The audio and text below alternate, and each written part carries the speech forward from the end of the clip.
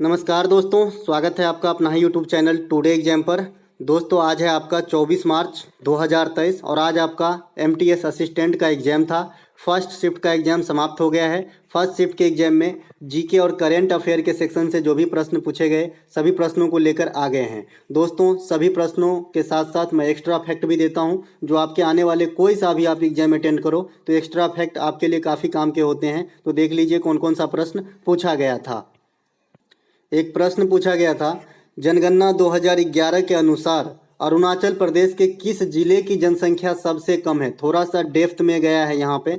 तो जनगणना 2011 के अनुसार अरुणाचल प्रदेश में सबसे कम जनसंख्या दिबांग घाटी का है। किसका है?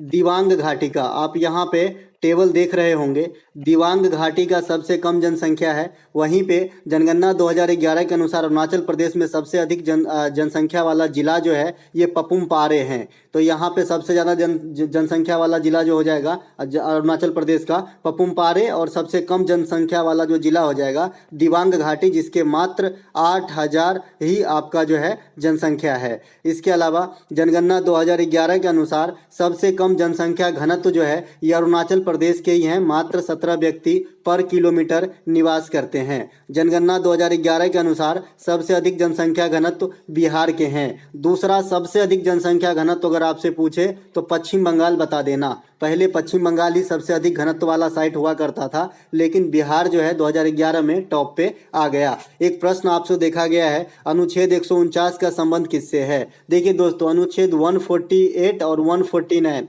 ये दोनों ही नियंत्रक एवं महालेखा परीक्षक से संबंधित है। जिसमें 149 में नियंत्रक एवं महालेखा परीक्षक को जो कार्यभार हैं तथा जो उनके पावर हैं उसको दर्शाया गया है। जैसे भारत के संचित निधि से जो रकम खर्च किया जाता है इसकी लेखा जोखा भी रखते हैं ये। तो जो पावर की बात करी गई है 149 में करी गई है, और जो 148 है ये आम वे में नियंत्रक एवं महालेखा परीक्षक से संबंधित है। वर्तमान में जो नियंत्रक एवं महालेखा परीक्षक हैं ये कौन है? तो ये आपका गिरीश चंद्र मुर्मू है, जो देश के 14वें मतलब कैग है, सीएजी है, नियंत्रक एवं महालेखा परीक्षक हैं। अनुच्छेद 76 जो है ये अटर्नी जनरल ऑफ इंडिया यानी भारत के महान्यवादी से संबंधित है। और भारत के महान्यवादी जो हैं भारत सरकार के सबसे बड़े विधिक अधिकारी होते हैं, जो संसद के कार्यवाही में भाग तो ले सकता है लेकिन वोटिंग नहीं कर सकता है। वर्तमान में जो आपका वेंकट रमनी साहब है, आर वेंकट रमनी साहब जो है ये आपका वर्तमान में भारत के महान्यवादी हैं। तो ये सभी बातों को ध्यान रखते हुए आगे निकल जाते हैं। इसके अलावा अनुच्छेद 52 जो है ये भारत में एक राष्ट्रपति होगा।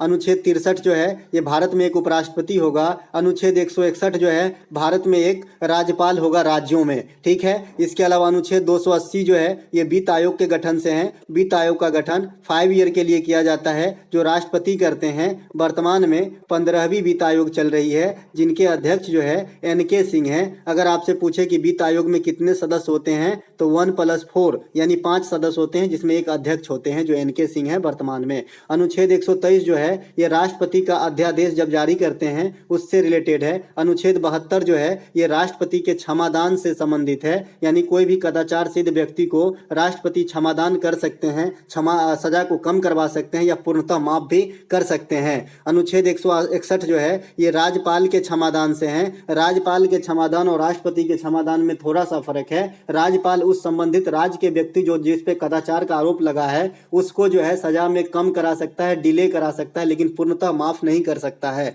अनुच्छेद 221 के जनगणना के अनुसार देश की कुल कितनी आबादी आंकी गई है। हालांकि ऑफिशियल डाटा अभी रिलीज नहीं हुआ है, लेकिन आपको जनगणना 2021 से क्वेश्चन पूछा गया है कि 2021 के जनगणना के अनुसार कितनी आबादी आंकी गई है। आप लोग मुझे कॉमेंट करके बताएंगे कि इसमें क्या था ऑप्शन। वैसे 139 करोड़ जो है बहुत सारे संस्था बता रहे हैं कि इतनी जनसंख्या हो गई है इंडिया की, ठीक है। इसके अलावा भारत में जनगणना की शुरुआत कब होती है? 1872 में होती है, लॉर्ड मेयो के समय में किया गया था। उसके बाद जनगणना जो लगातार, जैसे कि आजकल आप फॉर्म में देख रहे हैं कि 10-10 वर्ष के अंतरालों पे जनगणना जो कराए जाते हैं, तो ये लगातार जनगणना का सिलसिला जो है लॉर्ड कैनिंग के समय 1881 ईस्वी से स्टार्ट हुआ था। आज़ादी के बाद प्रथम जनगणना 1951 ईस्वी में कराया गया था। 2021 में जो जनगणना हो गई है या फिर हो रही है ये आप आपका 16वीं जनगणना है। 2011 का जनगणना जो है ये आपका 15वीं जनगणना था। जनगणना के अध्ययन को जो है डेमोग्राफी अंग्रेजी में और हिंदी में जनआंकिकी कहा जाता है। ठीक है, एक क्वेश्चन आपको एसएससी कर लेता है कि जो आदमी इलेक्शन ट्रेंड होता है, जो इलेक्शन चुनाव करवाने के लिए ट्रेंड किए जाते हैं, उसे क्या कहा जाता है? तो उसे सेफोलॉजिस्ट कहा जाता है। ठीक है, सेफोलॉजिस्ट कहा जाता है, ये भी बात ध्यान रखेंगे। इसमें पी साइलेंट होता है, पी से लिखा जाता है सेफोलॉजिस्ट। ठीक है, सुप्रीम कोर्ट की जो कार्यवाही का भाषा है वो कौन सा है, आपसे पूछा गया है। तो अंग्रेजी भाषा जो है सुप्रीम कोर्ट के कार्यवाही भाषा है। आर्टिकल 348 के 1 कहता है कि जब तक कोई विशेष प्रावधान नहीं किया जाएगा तब तक सुप्रीम कोर्ट और हाई कोर्ट अंग्रेजी में अपनी कार्यवाही को निष्पादन करेंगे। तो इसका राइट आंसर अंग्रेजी हो गया है। संयुक्त राष्ट्र संघ की कार्यवाही की भाषा है, ये भी आपके एग्जाम में छप जाते हैं, तो ध्यान यहीं पे रख लीजिए। संयुक्त राष्ट्र संघ जो कार्यकारी भाषा है ये इंग्लिश और फ्रेंच है। वैसे जो आधिकारिक भाषा है संयुक्त राष्ट्र संघ के अंदर वो भाषा 5 है, तो इसको देख लीजिए। आधिकारिक भाषा पूछेगा तो अंग्रेजी, स्पेनिश, फ्रेंच, अरबी और अंग्रेजी, स्पेनिश, फ्रेंच, अरबी और एक आपका रसियन है। ठीक है, रसियन भी है। तो ये 5 भाषा जो है आपके आधिकारिक भाषा है, लेकिन कार्यकारी भाषा जो है अंग्रेजी और खाली फ्रेंच है। अभी संयुक्त राष्ट्र संघ इसी में अपने कार्य को निपटाते हैं। इसके अलावा सुप्रीम कोर्ट का गठन जो है आर्टिकल 124 में हुआ है, और जो आपका सुप्रीम कोर्ट रिट जारी करते हैं ये आर्टिकल 32 के थ्रू करते हैं। इसके अलावा जो हाई कोर्ट की गठन की बात है ये आर्टिकल 214 में होती है, और हाई कोर्ट जो रिट जारी करते हैं ये आर्टिकल 226 के थ्रू करते हैं। वर्तमान में भारत के जो चीफ जस्टिस हैं ये DY चंद्रचूड़ साहब हैं, जो आपका नवंबर 2022 में जो है अपने शपथ लिए थे चीफ जस्टिस के रूप में, 50वें CJI के रूप में, और इन्होंने UU ललित को जो है प्रदेश किए थे। UU ललित इनसे पहले जो है 49वें चीफ जस्टिस ऑफ इंडिया हुए थे। पहला chief justice of India justice Hiralal J Kania थे। इसके अलावा एक प्रश्न आपसे पूछा गया है, अखिल भारतीय किसान सभा का गठन कब हुआ था? तो अखिल भारतीय किसान सभा का गठन 1936 ईस्वी में किया गया था स्वामी सहजानंद जी महाराज के द्वारा। अगर आपसे कोई पूछे कि अखिल भारतीय किसान सभा के प्रथम सचिव कौन थे, तो NG रंगा जो है अखिल भारतीय किसान सभा के प्रथम सचिव बने थे। इसके अलावा किस संविधान संशोधन को मिनी कॉन्स्टिट्यूशन कहा जाता है? तो 42वां संविधान संशोधन 1976 को मिनी कॉन्स्टिट्यूशन यानी लघु संविधान का दर्जा दिया गया है, क्योंकि इस संविधान संशोधन में बहुत सारे चीज में जो है उलटफेर किया गया था। सबसे पहले शिक्षा को समवर्ती सूची में लाया गया था। समवर्ती सूची का प्रावधान जो है ये ऑस्ट्रेलिया के संविधान से लिया गया है। भारत के 7वीं अनुसूची में 3 प्रकार की सूची वर्णित है, संघ सूची है, राज्य सूची है और आपका समवर्ती सूची है। अगर आपसे कोई कहे कि सबसे ज्यादा मटेरियल किस सूची में है, तो संघ सूची में है 100 मटेरियल। इसके बाद राज्य सूची में 61 मटेरियल और समवर्ती सूची में 52 मटेरियल हैं। संघ सूची में संघ कानून बनाते हैं, राज्य सूची में राज्य कानून बनाते हैं, लेकिन विशेष परिस्थिति में जब राज्य में राष्ट्रपति शासन वगैरह हो तो उस समय संघ ही कानून बनाते हैं, और समवर्ती सूची में संघ और राज्य मिलकर कानून बनाते हैं। 42वें संविधान संशोधन के द्वारा अखंडता, धर्मनिरपेक्षता और समाजवादी ये तीनों ही शब्द को जो है संविधान में अटैच किया गया था। इसके अलावा संसद के कार्यकाल को भी बढ़ाया गया था, जो बाद में फिर रिवर्ट कर लिया गया। मौलिक कर्तव्य 10 प्रकार के जोड़े गए थे स्वर्ण सिंह समिति की अनुशंसा पे। बाद में एक और मौलिक कर्तव्य जोड़ा जाता है 86वां संविधान संशोधन 2002 के द्वारा, और वर्तमान में 11 मौलिक कर्तव्य हो गए हैं जो रसिया के संविधान से लिया गया है, और इसे आर्टिकल 51 के ए और भाग 4 के ए में रखा गया है। इसके अलावा एक प्रश्न, जीरोप्थेलिमिया बीमारी जो होता है वो किस अंग को प्रभावित करता है? इस प्रकार के क्वेश्चन काफी ट्रेंड में घूम रहे हैं, चाहे कोई सा भी एग्जाम हो। जीरोप्थेलिमिया बीमारी उस दिन आपसे पूछा गया था कि जो पेलेग्रा होता है वो इसके मतलब किस विटामिन के कमी से होती है? तो नियासिन के कमी से होती है पेलेग्रा। नियासिन के कमी से होता है पेलेग्रा। नियासिन विटामिन B3 को कहा जाता है, इसके कमी से होती है पेलेग्रा। और आज आपसे पूछा गया है जीरोप्थेलिमिया बीमारी कौन से अंग को प्रभावित करता है? तो ये आंख के जो है बीमारी है एक प्रकार का, रतौंधी, मोतियाबिंद, मायोपिया, ये सभी आंख के बीमारी है। और जो भी आंख के बीमारी है वो विटामिन A के कमी के कारण होते हैं। विटामिन A को रेटिनॉल कहा जाता है। विटामिन विटामिन ए को रेटिनॉल कहा जाता है।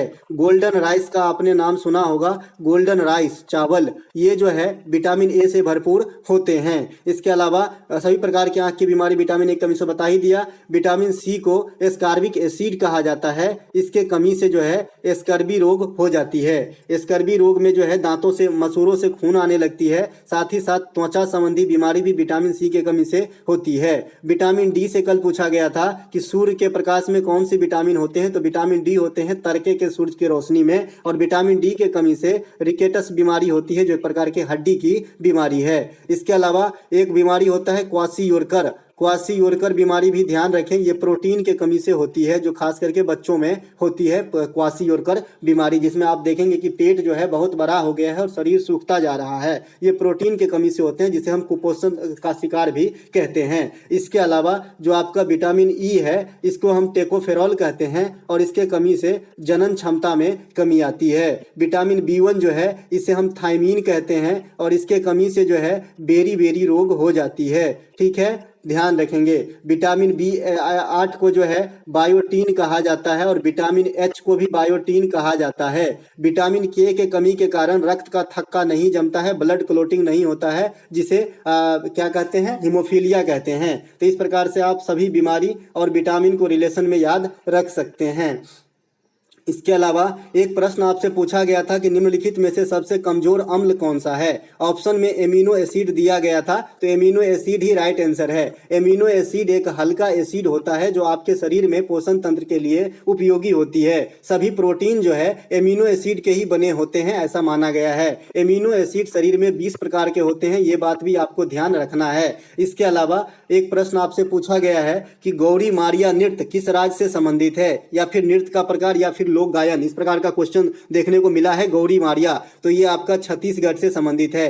कर्मा, सुबा, रौत नाचा, पंडवानी, ये सभी छत्तीसगढ़ से संबंधित है। देखिए छत्तीसगढ़ से काफी इस फॉर्म में क्वेश्चन पूछे जाते हैं, तो आप इसे ध्यान रखें। कर्मा, सुबा है ना, और एक आपका रौत नाचा, पंडवानी। एक आपका जो है कईगा परमाणु बिजली घर है, जो आपका कर्नाटक में है, तो कर्मा से मिलता जुलता नाम है, इसीलिए यहाँ पे बताना उचित समझा है ना, कईगा। तो ये बात भी आपको ध्यान रखना है। इसके अलावा तरंग मेल लोक नृत्य जो है, ये आपका गोवा से संबंधित है। सिमगो महोत्सव ये भी गोवा में होता है। साओ जोजाओ फेस्टिवल ये भी गोवा में होता है। एक सागा दावा फेस्टिवल है, ये आपका सिक्किम में होता है। एक आपका लोसांग फेस्टिवल है, ये आपका सिक्किम में होता है। एक आपका लोसार फेस्टिवल है, ये आपका लद्दाख, हिमाचल प्रदेश और अरुणाचल प्रदेश में होता है। एक आपका सरहुल महोत्सव है, सरहुल महोत्सव ये आपका झारखंड में होता है। एक आपका छऊ नृत्य होता है जो युद्ध संबंधी नृत्य है, ये आपका कहाँ पे हो सकता है, तो पश्चिम बंगाल, झारखंड और उड़ीसा में हो सकता है। एक आपका लावनी, तमाशा, रंगोली, गणपति उत्सव, शिवाजी उत्सव, फुगड़ी डांस, कोली डांस,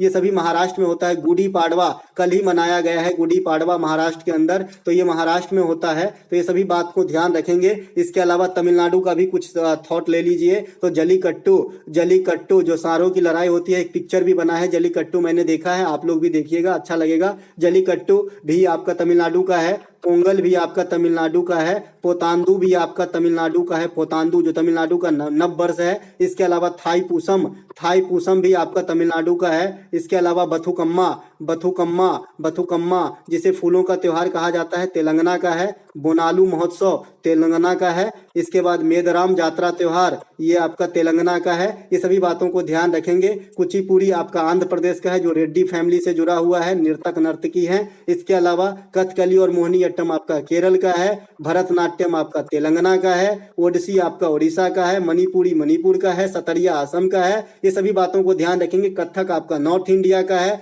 भांगड़ा और गिंदा पंजाब का है। डांडिया भांगड़ा, डांडिया और भांगड़ा नहीं हो सकता है ना, डांडिया हो सकता है और गरबा हो सकता है। डांडिया और गरबा जो है ये दोनों गुजरात का है। छऊ जो है उड़ीसा, झारखंड, पश्चिम बंगाल में मनाए जाने वाली एक नृत्य है। दोस्तों अगर आपको लग रहा है कि मैं अच्छा आप लोगों के लिए सोच रहा हूं तो वीडियो को लाइक शेयर भी करते चलें। अनुच्छेद 21 का संबंध किससे है पूछा गया था। प्राण एवं दैहिक स्वतंत्रता का अधिकार है, जिसे निजता का अधिकार कहा जाता है। और मैंने इसके बारे में एक अलग से थॉट कहा है कि भाई आपातकाल में भी ये अधिकार नहीं बदलते हैं। ठीक है, आपातकाल के समय आपसे मौलिक अधिकार या हमसे मौलिक अधिकार छीना जा सकता है, लेकिन ये वाली अधिकार नहीं छीना जा सकता है, क्योंकि हम जिंदगी जीना नहीं छोड़ सकते, चाहे कंडीशन कुछ भी हो, है ना। अनुच्छेद 14 जो है समता का अधिकार है। अनुच्छेद 15 जो है जाति धर्म लिंग आदि के आधार पर भेदभाव निषेध है। अनुच्छेद 16 अवसरों की समानता है। अनुच्छेद 17 जो है छुआछूत का अंत है। अनुच्छेद 18 जो है उपाधियों का अंत है। 19 प्रेस की स्वतंत्रता। 20 जो है सजा और या फिर सजा आदि के मामले में थोड़ा सा छूट रियायत बरता गया है। अनुच्छेद 23 जो है मानव तस्करी पे रोक है। 24 जो है